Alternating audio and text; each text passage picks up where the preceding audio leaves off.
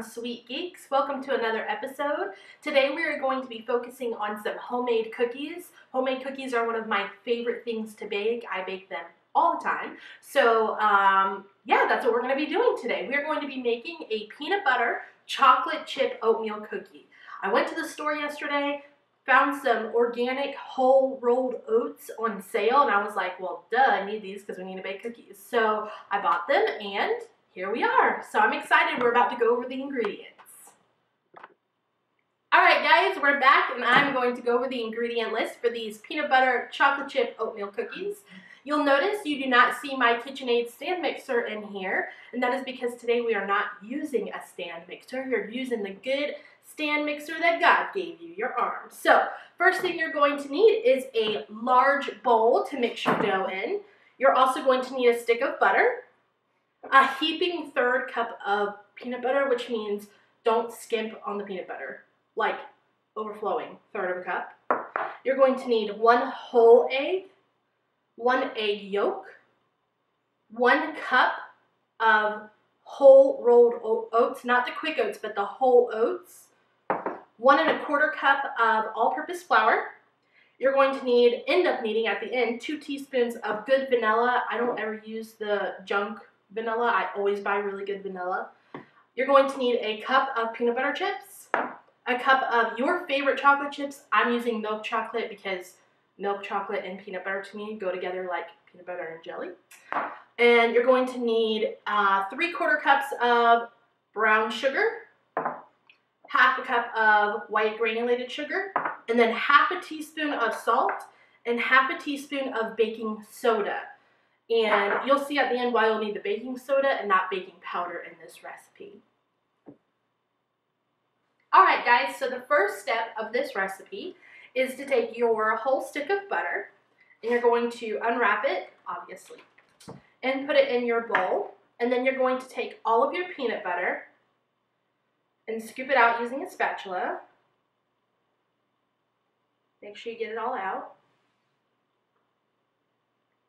And put it in there as well. And then we're going to pop this in the microwave for about 1 minute. And we want it to melt together. And so we're going to stir it after a minute. If it's not completely melted at that point, then we're going to microwave it in 15-second intervals. And we'll do that until it's completely melted. So I'll see you back in a minute. All right, guys, so I took it out of the microwave, and you want to whisk it together, the peanut butter and the butter, until it's nice and smooth. You can see it's a smooth consistency. There's no lumps or anything. And before you put your egg in, unless you would like scrambled eggs and peanut butter, before you put it in, you want to stir it and let it cool for just a minute so that your egg doesn't scramble. So it's been out of the microwave for probably about 1.5 minutes, 2 minutes. And so I'm going to go ahead and add in some of my ingredients. The first thing you're going to add is your whole egg, and you're just going to put it in and whisk it together.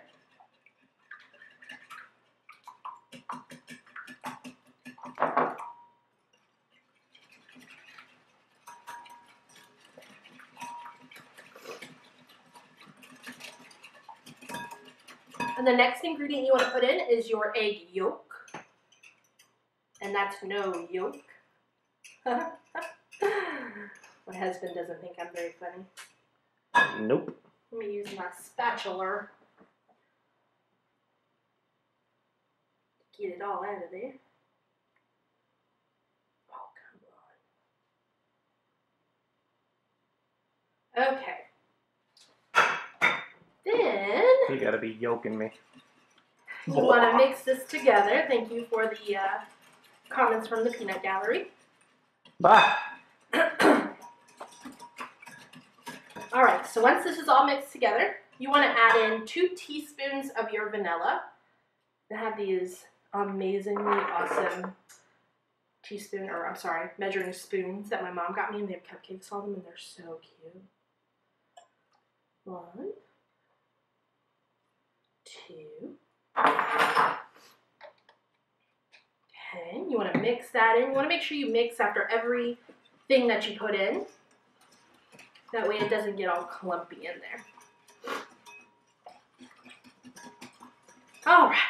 Next thing you're going to add are both of your sugars. I'm going to add them one at a time and mix them both in. and I'm sorry, add them one at a time and mix after one until they're both incorporated, and it will be grainy a little bit, and that's okay if it's a grainy texture. So I added my granulated sugar first, and then next my brown sugar. You'll see it gets really thick when you add the brown sugar. That's why I add it last. That's why you gotta use your muscles. You want to make sure you break up any of those clumps of brown sugar that may have been in there.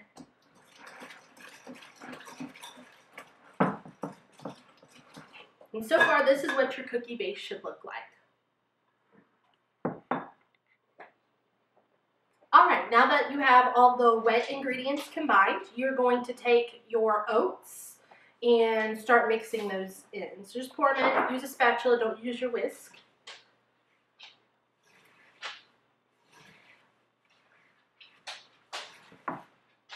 Mix these in really well.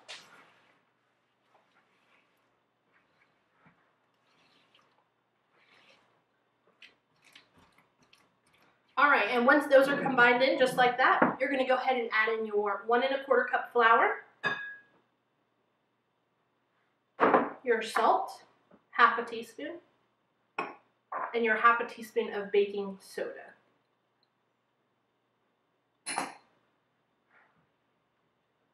You just want to mix this until it's combined. You don't want to overmix it or it will start to fall apart.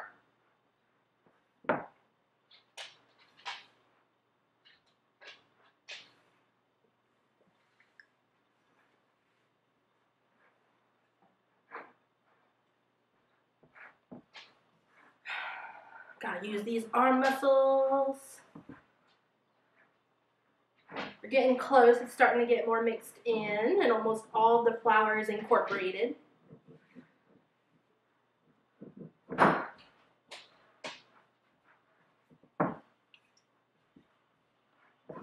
All right, and here's what it should look like when you are done mixing it together. You can see all of the flour is incorporated into the mixture, and what you're going to do after this is you're going to go ahead and pour in your chocolate chips and gently fold those in.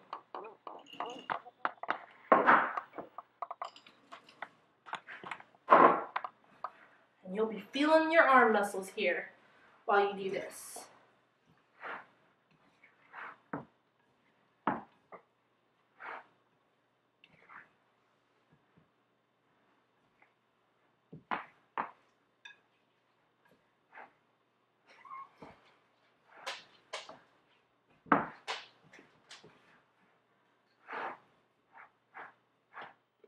Okay, once you have everything mixed together into your bowl, you're going to take and grab a large cookie scoop, or this is actually a cupcake scoop, but it's a 1/4 cup. These are big cookies.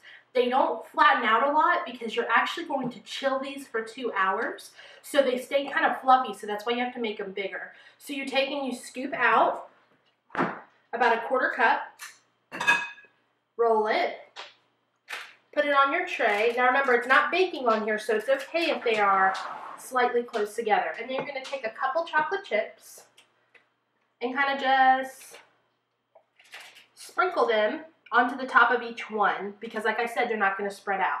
And then you're going to cover them with plastic wrap, and then stick them in your refrigerator for about 2 hours. And then you're going to bake them at 350 for about 11 to 12 minutes. You want to make sure you really watch these. You don't want them to burn.